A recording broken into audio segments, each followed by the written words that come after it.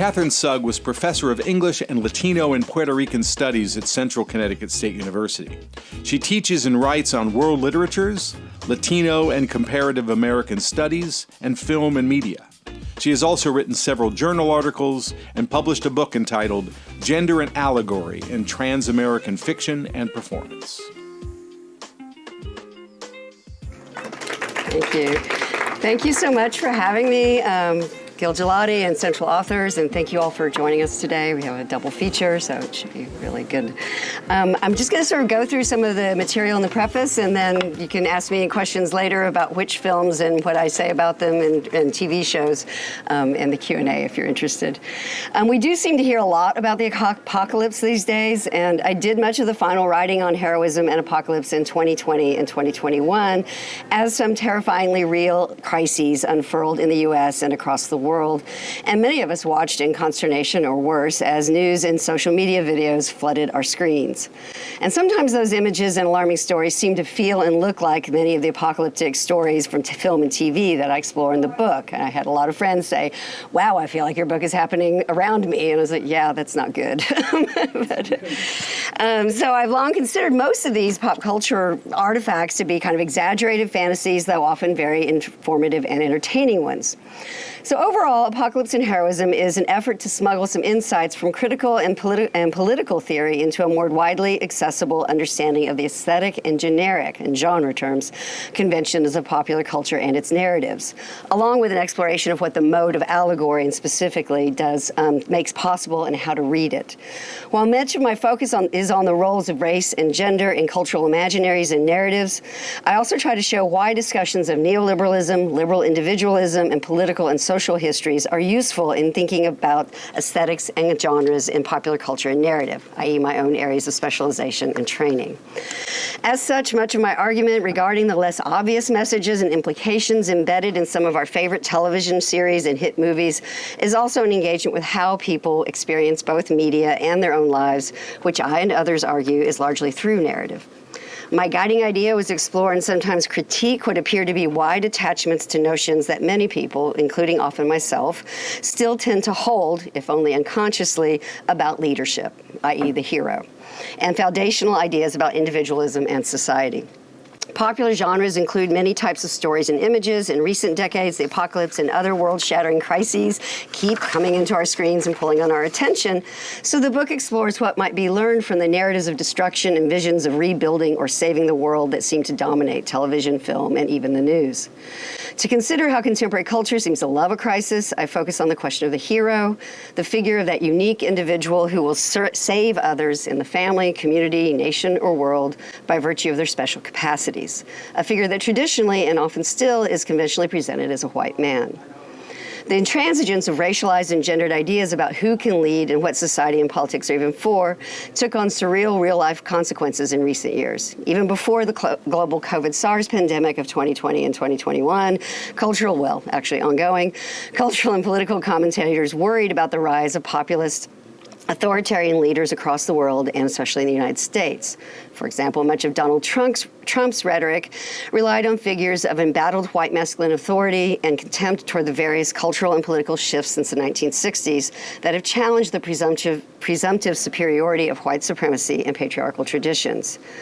As the analysis of that rhetoric became its own veritable cottage industry, many media and academic commentators noted that the perception of traditional forms of masculinity as endangered or in crisis often translates into a defensive posturing among both individual and political groups. As this perceived crisis results in attempts to shore up threatened masculine authority, often through expressions of power, violence, and superiority, that offend many but resonate with many others, particularly in audience and TV series, audiences of film and TV. And The Walking Dead is one of the focus of one of my chapters, of chapter 3, so that's the attention to the badasses of the zombie apocalypse is one of the things that one talks about. And yet times have indeed changed, and with them, ideologies and stereotypes of race and gender roles and capacities would seem to be outdated, even extinct. Still, in an era of perpetual war, populist authoritarian politics, and superhero blockbusters, it would be hard to deny that the long-standing attitudes associated with gender and race and their role in the narratives and attitudes shaping notions of who and what constitutes a hero or heroism. Such attitudes clearly persist for large segments of both the political and media-consuming populations, but often in ways that are not obvious or expected. Popular culture offers a useful and often very fun opportunity for thinking through these questions about cultural narratives and popular media that manifest deeply held stories and ideas circulating around us and in what we watch. So Heroism and Apocalypse examines the various ways even so-called liberal attitudes towards race and gender remain embedded in economic liberalism, a logics of Western individualism and autonomy that are foundational to widely shared ideas about freedom and the ingredients for good governance, for a good society. I give Roland Emmerich a pretty hard time, and I discuss in the introduction him along with a few other mainstream apocalypses. In these films and TV shows, the stories presume that the apocalyptic crisis is a kind of war for survival that needs a singular leader. I do spend a fair amount of time talking about Hobbes in the introduction. The apocalypse genre thus intensifies and reveals the rationales, both historical and contemporary, that shape the familiar understandings of collective and individual life as guaranteed or saved by just and effective leadership. Although mainstream media often suggests that such leadership requires that some man, usually white, rides in to save the day, the film and television series often emphasize cooperation among a variety of characters and social sectors that distract the viewer away from the central narrative arc, though often bringing us back to it and him in the end, which is kind of what I suggest in Chapter 1 that happens with Children of Men, which is the 2006 film directed by Mexican director Alfonso Cuarón and starring Clive Owen. And this is a very beloved film, so I'm taking on shows and TV films that I actually love as well. So I'm not trying to say everything is terrible, but kind of showing kind of some of the dynamics that lead to this centering of the white male figure in the end or throughout the narrative.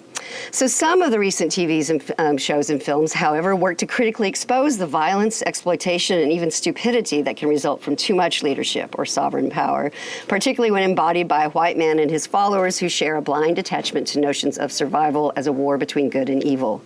This becomes the focus of Chapter 3 on The Walking Dead, and even, I argue, in Bong Joon-ho's classic Snowpiercer, one of the films I discuss in Chapter 4.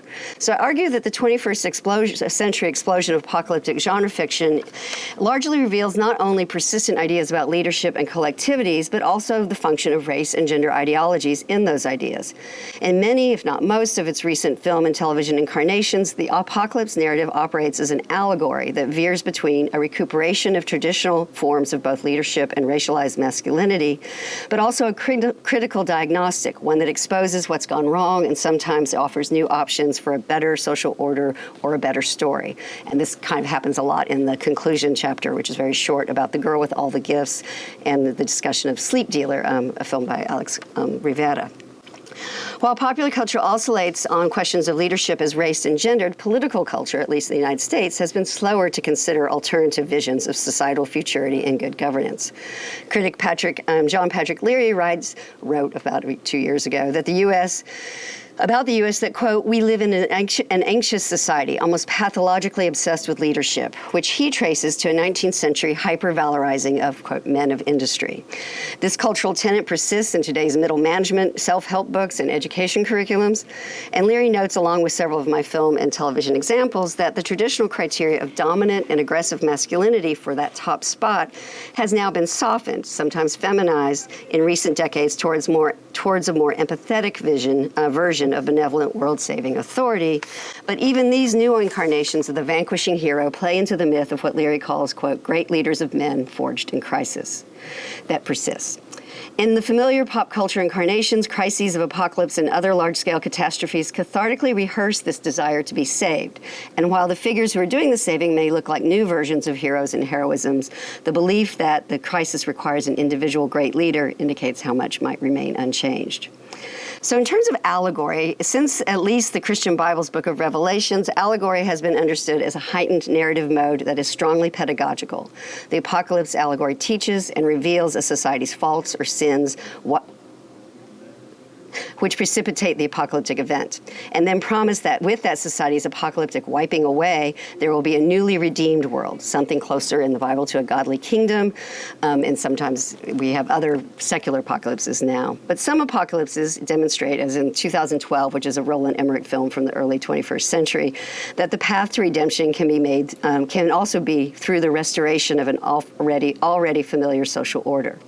Since apocalypse allegories depict the future of humanity and a shattering crisis that threatens its end, the recent popular cultural obsession with apocalypse necessarily indicates these long-held ideas and biases. In our secular age, there are often attitudes or ideologies about politics, governance, and individual and collective merit or capacity. Who counts? Who will survive? In other words, who will be most likely to survive? Many of these popular apocalyptic crises reveal presumptions that weld leadership to older ideas about masculinity and race. And such presumptions have resurged into the national and international media sphere with a startling uptick in revanchist political posturing that often hinges on a gendered rhetoric of strength and power, and a rhetoric that Emmerich's films, for example, sometimes both uphold and inflect with contemporary notions of racial harmony and manly caretaking. So while my main analyses explore the issues of genre, apocalypse, science fiction, romance, horror, and action thriller, dystopia, and even family melodrama are a few I discuss in detail, the considerations of commercial success and global access and distribution are pertinent in several of these cases. I go a lot of American films, but also some international examples throughout. These examples are covered in my chapters, therefore are not avant-garde or art house movies, although a couple were not initially huge hits or have been most popular in university classrooms and academic criticism, all, however, with the possible exception of Sleep Dealer, which is a 2008 film by Alex Rivera that was sort of produced in Mexico and Tijuana, are all pretty widely known and discussed. So I do take a stab at the MCU, the Marvel comic universe, and some of these are kind of controversial among my readers and friends. So both popular audiences worldwide and scholarly debates have taken up the apocalypse as a key contemporary genre, one which seems to have become a permanent fixture in the 21st century. So while the large-scale and devastating destruction of the world is presented in stories and tones that can be variously humorous and terrifying, horrific, or incredibly sad, and why this experience is marketed as entertainment and expected to be so gratifying for a large number of people is actually a serious question I explore in depth. So from the Bible to the imminent apocalyptic wiping away of the modern secular visions of alien invasion, zombie apocalypse, and climate catastrophes, the apocalypse stages cathartically our collective imaginings of decisive and world-changing crises. Ian Kaplan has called this, in terms of climate crises and climate apocalypses, pre-traumatic stress disorder. So this idea that we are sort of advancing or anticipating the terrible end of the world and how to work through it. And this is sort of a mind exercise and narrative that helps us grapple with some of the implications and some of the issues that we're worried about. So when people ask me why the hero or why the apocalypse, I usually answer it's anxiety. You know, fear and anxiety are kind of the motivating narrative engines, I think, behind what we're seeing in pop culture as well as in other areas. So I would kind of wrap up here, and I do talk about the MCU, and I could talk about Civil War briefly, like as an example of one of the takes I have, which is, it looks like it's this multiple it has this formula, which is now very familiar with witty dialogue, expensive special effects, plot twists, and characterizations that express this ironic, self-reflective tone and perspective on the genre. But like other MCU products, Civil War offers, and like other MCU products, Civil War offers an updated view of superhero stereotypes and plot conventions, telling the story of the Civil War between competing visions of freedom and good governance. So the leaders are Captain America, Chris Evans, and Iron Man, Robert Downey Jr. So you have this ensemble cast and a lot of Baroque plot machinations of all the Avengers films that work hard to distract us from the focus on the main storyline that often frames this this crisis of governmentality and leadership as the kind of a white man's burden sort of thing. So while, yes, many of the several key players in the film are women characters, including Natasha Romanoff or Black Widow, and Wanda Maximoff or the Scarlet Witch, played by Elizabeth Olsen, famously in the TV show, as well as 3 black superheroes. And people talk about this as kind of post-racial casting. So the idea that now everything's okay, you have all these figures, these women are doing great things, and the men are, the black men are actually taking on key roles. So this looks really good. Even, that film was when Black Panther with Chadwick Boseman was introduced. think it was like 2016, yeah. In terms of race and gender differences, the presumed functions, the problems, though, raised in the film are most obvious in the plotline that begins with the catalyst for the main conflict. So this is an accident killing innocent bystanders during a mission in Lagos caused by Wanda, the Elizabeth Olsen character, who's not yet learned to properly control or manage her superpowers, a hit given her name, the Scarlet Witch. So Wanda starts off as a sympathetic but rather helpless character who must be protected and managed by some man. Thus, her character begins as a victim of her own powers, which also comes with the suggestions of mental health and stability concerns, and then as something of a rogue villain who must be who may have to be eliminated. And this becomes a big focus in Chapter 2 on Firefly and Serenity, the Joss Whedon sort of cult phenomenon, both a television show and a film.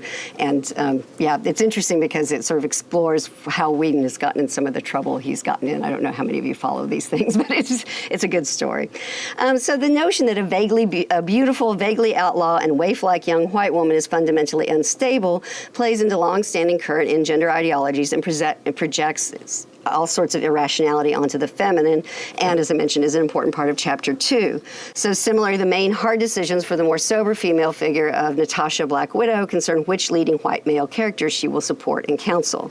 So Civil War illustrates how this crisis of governmentality and legitimacy that organizes the MCU, and particularly this film, place the women and non-white characters, often themselves heroic figures in the narrative, in roles that ultimately support or confirm decisions made by the centrally featured white men or heroes. I suggest this tendency persists as a cohering narrative element that organizes viewers' relationship to what an apocalyptic crisis threatens or promises, and is evident in both the MCU and other the surge in apocalypse and post-apocalypse films and TV shows. So briefly, I could go through the different chapter organizations. The introduction looks at genre and liberalism, and also kind of the question of the agency or individualism of heroes in their narrative, and sort of talking about like Joseph Campbell and the monomyth, and then kind of going through various examples that are kind of from my own archive of key texts that I keep coming back to, and such as in Children of Men and Mad Max Fury Road, which explicitly criticize or ironize the old versions of white male heroism, but somehow end up sometimes falling back into the generic and ideological pitfalls of neoliberal multiculturalism. So in the chapters 3 and 4, the work of critique shifts to the more pessimistic register of these films and TV shows like The Walking Dead, at least I argue, and Snowpiercer, where I suggest the conventions are hyperbolically invoked to reveal the futility of certain kinds of liberal agency and expose the presumptions of heroic leadership as more of an obstacle than an avenue to better worlds or visions. Then in Chapter 4, along with the conclusion, I talk about sort of the utopic aspects and the speculative aspects of apocalyptic allegories that are created in some of the other pop culture. So in these examples, particularly Snowpiercer and Sleep Dealer and The Girl with All the Gifts, the tension between critique and speculation is explored through rather than against our identificatory, the way we identify with the hero and the leader, attachments to these figures and their roles in the story, which are then kind of exposed in some ways is as a problem for both the story itself and what heroism might ultimately mean. So those are just an overview of some of the things that I do in the book, and it really, as I mentioned before, writing this was like the most fun I've had as an academic scholar until it wasn't. It was just like, and people are like, why? I'm like, both the pace of both apocalyptic popular culture and events, as well as the ways in which this as a topic or an idea in criticism, it challenged my capacities to keep up, so to speak, with events and popular culture and scholarship. But I really thank you for this opportunity to talk about it a little bit, and I look forward to questions.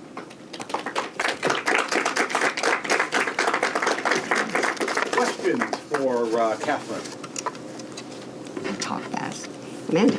I'm just interested in what your selection paradigm was for because there's so many to choose from. Exactly. So what made the cut, what didn't, what were the things you were quibbling with? Some of that comes from just previous scholarly work, and presentations and things, but I wanted to give and the arguments I wanted to make. So yeah, I'm trying to think. There was a transnational interest, and there's some things about global cinema that I drew on, but also wanted it to be popular. So The Walking Dead. So I didn't do Revolution, or I didn't do a lot of other series that I talked about, but you had to, like you said, I had to choose. So I went with the ones that I kind of felt most that I really had a good hold on in that case. And some of the things like The Children of Men and Fury Road, which is the focus of chapter 1, trying to look at what happens when a good white guy, a good leader, and it really is shown, but how does the narrative work with that? And they do different things in the two films, but that kind of comes, like I said, was the argument. So it's like, yes. Professor Spillman, Deb? Oh, yeah. I'm just really intrigued by how you've kind of like identified apocalyptic narratives as something that have now coalesced as a recognizable genre. And I could be wrong, but like I often associate apocalyptic narratives, especially with ends of the century, like the 1890s, the 1990s. But yeah, it's like we're entering the third decade of the 21st century, and we're still going strong. I'm wondering if there's like any like logic behind why now we can kind of recognize apocalyptic fiction as a genre, and why it's so popular and why it's going so strong today. Yeah, I mean that's a really great question and kind of a complicated one. So I was influenced a lot. I think. Eric Leanitz recommended Frank Kermode, The Sense of the Ending. So other periods, and then Benjamin, which is something that I keep going back to in The Origins of Tragic German Drama, both talk about the apocalypse as this in terms of allegory in Benjamin. And so it's not always, I know what you mean about the end of the centuries, but these periods of kind of epical transition. So I think, and because this one seems to be elongated, and there's a critic named Lauren Berlant who talks about sort of the impasse that late 20th, early 21st century sort of societal dynamics or thinking about individuals and trying to think of it in terms of capitalism and sort of where we are and the idea that we're stalled. And that kind of what you're saying, like now 30 years in? Oh, yeah, we're beginning of the third decade, yeah. And it's, yeah, but that's a great question, thank you. Yeah. You mentioned Snowpiercer, so are you interested in how, like, Parasite and Squid Games and all of that is sort of the river's reversed and the East is influencing the way we handle this and the West? Or, did you look at that in the book? I didn't look at Parasite and some of the other things that are coming out of particularly East Asian, Hong Kong cinema and Korean cinema in particular, but people have talked about, and I do discuss both with Rivera, which is about kind of a speculative, it's more dystopic than apocalyptic, but what would happen at the border if you really shut it down and all the work is done virtually. So it's like this, it told about a young man from Oaxaca who does this kind of Bildens Roman travel to the Tijuana. But in both the cases of Jun-ho and Rivera's work, they are coming from places that are more what would you say, critical and explicit in looking at sort of global capital organization and income inequality, environmental and in other ways. So I think it's important that, like you say, there's a reversal, and I talk about that a little bit. It's not all coming from Hollywood, and actually the ones that are doing some of the most interesting work are coming from these places that are decentered, but yeah. So Hollywood, we've got women superheroes, we've got black superheroes, but it's still the white guy who sort of gets the final say, if you will. Do you see? Are we turning a corner, or are we just? I think it's and one of the things I say in terms of looking at this as good and bad politics or good and bad stories underserves the text themselves and the fun of it. So my editor, who's a good friend, was like, you can't say that about the MCU. You're just wrong. And I was like, okay.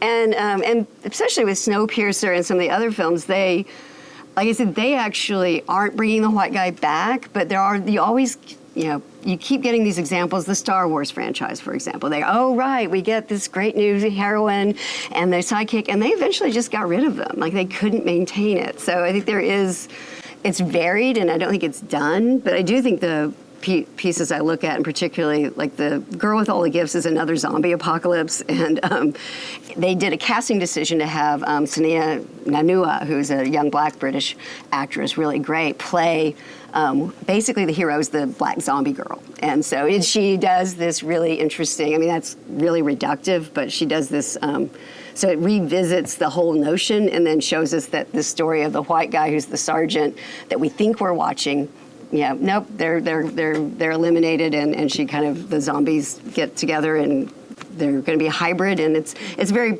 and some people might find it depressing because, yeah, humanity's pretty doomed. But the zombie kids are really nice. Yeah. And could you talk a little bit about the kind of just the process of writing the book?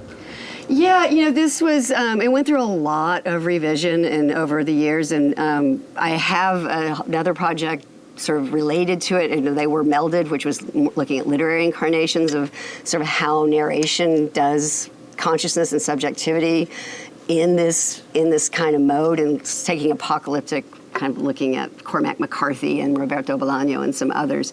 So I separated them. And then, and I had colleagues, some of whom are here in the room, who really helped me revise and work through it. And we had a little bit of extra time in terms of getting it to the publisher. But I got the contract in 2016, and it took a lot longer than I expected. But yeah. Any other questions? Thank you very much, Dr. Thank Sugg. you all. Great.